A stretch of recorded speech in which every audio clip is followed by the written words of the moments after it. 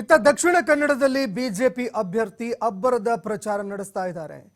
ಇನ್ನು ಬಿಜೆಪಿ ಅಭ್ಯರ್ಥಿ ಆಗಿರುವಂತಹ ಬ್ರಿಜೇಶ್ ಚೌಟಾಗೆ ಜಿಲ್ಲೆಯಾದ್ಯಂತ ಭರ್ಜರಿ ರೆಸ್ಪಾನ್ಸ್ ಸಿಗ್ತಾ ಇದೆ. ದಕ್ಷಿಣ ಕನ್ನಡದಲ್ಲಿ ಬಿಜೆಪಿ ಅಭ್ಯರ್ಥಿ ಬ್ರಿಜೇಶ್ ಚೌಟಾಗೆ ಭರ್ಜರಿ ರೆಸ್ಪಾನ್ಸ್ ಸಿಗ್ತಾ ಇದೆ.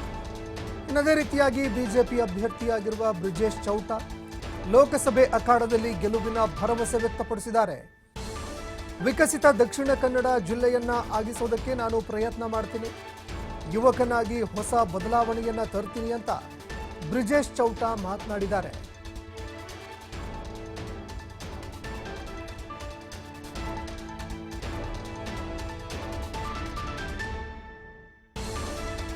ದಕ್ಷಿಣ ಕನ್ನಡ ಬಿಜೆಪಿ ಅಭ್ಯರ್ಥಿ ಕ್ಯಾಪ್ಟನ್ ಬ್ರಿಜೇಶ್ ಚೌಟ ಅವರು ನಮ್ಮೊಂದಿಗಿದ್ದಾರೆ.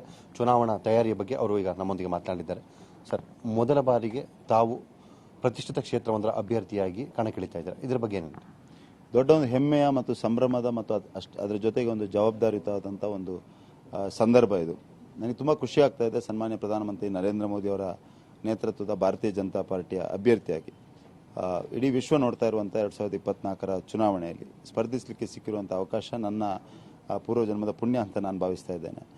ಇದೊಂದು ಅವಕಾಶ ನನಗೆ ಸಂಘಟನೆಯನ್ನು ಪ್ರತಿನಿಧಿಸಲಿಕ್ಕೆ, ದಕ್ಷಿಣ ಕನ್ನಡ ಜಿಲ್ಲೆಯ ಅಭಿವೃದ್ಧಿಯನ್ನು ಮಾಡಲಿಕ್ಕೆ. ಹಾಗಾಗಿ ನಾನು ಅತ್ಯಂತ ವಿಶ್ವಾಸದಿಂದ ಕಾರ್ಯಕರ್ತರನ್ನು ಭೇಟಿಯಾಗುವಂಥ, ಸಂವಾದ ಮಾಡುವಂಥ, ಅವರ ಮುಖಾಂತರ ಮತದಾರರನ್ನು ತಲುಪುವಂಥ ಕೆಲಸವನ್ನು ಮಾಡ್ತಾ ಇದ್ದೇನೆ. ನನಗೆ ವಿಶ್ವಾಸ ಇದೆ ಈ ಚುನಾವಣೆಯಲ್ಲಿ ನಾವು ಅಭೂತಪೂರ್ವ ಜಯವನ್ನು ದಾಖಲಿಸ್ತೇವೆ. ಕರಾವಳಿ ಅಂದಾಕ್ಷಣ ಸಾಮಾನ್ಯವಾಗಿ ಕಾಣಿಸ್ಕೊಳ್ಳೋದು ಕೋಮು ಭಾವನೆ, ಕೋಮು ವಿಚಾರಗಳು ಮತ್ತು ಕೋಮಿನ ಸಂಬಂಧಪಟ್ಟಂತಹ ಬೆಳವಣಿಗೆಗಳು. ಚೌಟ ಅವರು ಈ ಬಾರಿ ಕೋಮು ಸಾಮರಸ್ಯದ ಪ್ರತೀಕವಾಗ್ತಾರೋ ಅಥವಾ ಹಿಂದುತ್ವದ ಬ್ರ್ಯಾಂಡ್ ಆಗಿ ಉಳಿತಾರೋ? ಕರಾವಳಿ ಅಂದರೆ ಅದು ತುಳುನಾಡು ಅಂದರೆ ದೇವರ ಸಾನ್ನಿಧ್ಯ. ತುಳುನಾಡು ಅಂದರೆ ಅತ್ಯಂತ ಸುಂದರವಾದ ಭೂಪ್ರದೇಶ. ತುಳುನಾಡು ಅಂದರೆ ಒಳ್ಳೆ ಸಾಮರ್ಥ್ಯವಂತರು, ಸ್ವಾಭಿಮಾನಿಗಳು, ಸಾಂಸ್ಕೃತಿಕವಾಗಿ ಅತ್ಯಂತ ಶ್ರೀಮಂತಿಕಿರುವಂಥ ಜನರಿರುವಂಥ ಭೂಪ್ರದೇಶ. ಯಾವುದೇ ಅಜೆಂಡಾ ಡ್ರಿವನ್ ಜನರಿಗೆ ಅದು ಕೋಮು ಭಾವನೆಯ ಜಾಗ ಅಂತ ಕಾಣ್ತಿರ್ಬೋದು. ಎಲ್ಲರನ್ನು ಒಂದಾಗಿ ಒಟ್ಟಾಗಿ ತೆಗೆದುಕೊಳ್ಳುವಂಥ ಹಿಂದುತ್ವದ ಭಾವನೆ ಇರುವಂಥ ಜನ ದಕ್ಷಿಣ ಕನ್ನಡ ಜಿಲ್ಲೆಯ ಜನರು. ಆದರೆ ರಾಷ್ಟ್ರ ವಿರೋಧಿ ಶಕ್ತಿಗಳಿಗೆ, ಸಮಾಜ ವಿರೋಧಿ ಶಕ್ತಿಗಳಿಗೆ, ಇಸ್ಲಾಮಿಕ್ ಮೂಲಭೂತವಾದಿಗಳಿಗೆ ನಾವು ಸಿಂಹ ಸ್ವಪ್ನರು ಹೌದು. ಹಾಗಾಗಿ ಹಿಂದುತ್ವಕ್ಕೆ ಬದ್ಧತೆಯನ್ನು ಇಟ್ಕೊಂಡು, ಅಭಿವೃದ್ಧಿಯನ್ನು ಆದ್ಯತೆಯಾಗಿ ಇಟ್ಕೊಂಡು ದಕ್ಷಿಣ ಕನ್ನಡ ಜಿಲ್ಲೆಯ ಅಭಿವೃದ್ಧಿ ಮಾಡಬೇಕು ಅನ್ನುವಂಥ ಪ್ರಾಮಾಣಿಕ ಪ್ರಯತ್ನ ನಂದು. ಕಳೆದ ಬಾರಿಯ ವಿಧಾನಸಭೆ ಚುನಾವಣೆ ಮತ್ತು ಅಲ್ಲಿನ ಒಂದಷ್ಟು ಬೆಳವಣಿಗೆಗಳನ್ನು ನೋಡಿದಾಗ ಪಕ್ಷದ ಒಳ ಏಟುಗಳು ಅಂದರೆ ಒಂದಷ್ಟು ಬದಲಾವಣೆಗಳಾಗುವಂಥ ಸನ್ನಿವೇಶಗಳು, ಪಕ್ಷದ ವಿರುದ್ಧವೇ ಕಾರ್ಯಕರ್ತರು ಕೆಲವೊಂದು ಸಂದರ್ಭದಲ್ಲಿ ನಿಂತ ಸನ್ನಿವೇಶಗಳನ್ನು ಗಮನಿಸಿದ್ದೀವಿ. ಅದೇನಾದರೂ ಈ ಬಾರಿ ತಮ್ಮ ಚುನಾವಣೆಯ ಮೇಲೆ ಪರಿಣಾಮವನ್ನು ಬೀರಬಲ್ಲದು? ಎಲ್ಲರೂ ಅತ್ಯಂತ ಉತ್ಸಾಹದಿಂದ ಇದ್ದಾರೆ. ನರೇಂದ್ರ ಮೋದಿ ಅವರನ್ನ ಮತ್ತೊಮ್ಮೆ ಪ್ರಧಾನಮಂತ್ರಿ ಮಾಡಬೇಕು. ದಕ್ಷಿಣ ಕನ್ನಡ ಜಿಲ್ಲೆಯಿಂದ ಒಬ್ಬ ಸೈನಿಕನಿಗೆ ಅವಕಾಶವನ್ನು ಕೊಟ್ಟಿದ್ದಾರೆ. ಸೈನಿಕನನ್ನು ನಮ್ಮ ಪ್ರತಿನಿಧಿ ಮಾಡಬೇಕು ಅನ್ನೋಂಥ ಉತ್ಸಾಹದಲ್ಲಿ ಕಾರ್ಯಕರ್ತರಿದ್ದಾರೆ.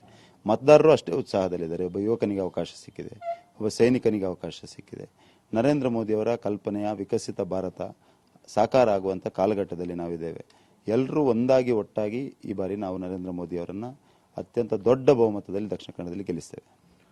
ಈಗ ಮತ್ತೊಂದು ಪ್ರಶ್ನೆ ಎದುರಾಗೋದು ಅಂದರೆ ಮೊದಲ ಬಾರಿಗೆ ನಿಂತಿರುವ ತಮ್ಮನ್ನ ಅಲ್ಲಿನ ಜನ ಯಾಕೆ ಆಯ್ಕೆ ಮಾಡಬೇಕು ಅಂತ? ದಕ್ಷಿಣ ಕನ್ನಡ ಜಿಲ್ಲೆಯ ಜನರು ಒಂದು ಯುವಕನಿಗೆ ಅವಕಾಶವನ್ನು ಕೊಡಬೇಕು, ಒಬ್ಬ ಸೈನಿಕನಿಗೆ ಅವಕಾಶವನ್ನು ಕೊಡಬೇಕು. ದಕ್ಷಿಣ ಕನ್ನಡ ತುಳುನಾಡಿನ ಸಂಸ್ಕೃತಿಯ ಬಗ್ಗೆ ವಿಶೇಷವಾದ ಅಭಿಮಾನ ಇಟ್ಟಂತ ಒಬ್ಬ ವ್ಯಕ್ತಿಗೆ ಅವಕಾಶವನ್ನು ಕೊಡಬೇಕು. ದಕ್ಷಿಣ ಕನ್ನಡ ಜಿಲ್ಲೆಯ ಜನರು ದಕ್ಷಿಣ ಕನ್ನಡದ ಸಮಗ್ರ ಅಭಿವೃದ್ಧಿಯ ಬಗ್ಗೆ ಅತ್ಯಂತ ಉತ್ಸಾಹದಿಂದ ಪ್ಯಾಷನೇಟ್ ಆಗಿರುವಂಥ ಒಬ್ಬ ವ್ಯಕ್ತಿಗೆ ಅವಕಾಶವನ್ನು ಕೊಡಬೇಕು ಅನ್ನುವಂಥ ವಿಶ್ವಾಸ ನನಗಿದೆ. ಕೊಡ್ತಾರೆ ಅನ್ನೋಂಥ ನಂಬಿಕೆಯೂ ಇದೆ. ಇದಿಷ್ಟು ಬ್ರಿಜೇಶ್ ಚೌಟ ಅವರ ಮಾತು. ತಾವು ಜಿಲ್ಲೆಯ ಮತ್ತು ಪಕ್ಷದ ವಿಶ್ವಾಸವನ್ನು ಉಳಿಸಿಕೊಳ್ಳುತ್ತೇನೆ, ಹಾಗೆ ಹೊಸ ಬದಲಾವಣೆಯೊಂದಿಗೆ ಜಿಲ್ಲೆಗೆ ಹೊಸ ರೂಪವನ್ನು ಕೊಡೋ ಪ್ರಯತ್ನವನ್ನು ಕೂಡ ಮಾಡ್ತೇನೆ, ಇದಕ್ಕಾಗಿ ನನ್ನನ್ನು ಜನ ಬೇಕು ಅನ್ನುವಂಥ ಮಾತನ್ನು ಹೇಳಿದ್ದಾರೆ. ಕ್ಯಾಮರಾಮನ್ ಚಂದ್ರ ಜೊತೆ ರಾಕೇಶ್, TV5 ಬೆಂಗಳೂರು.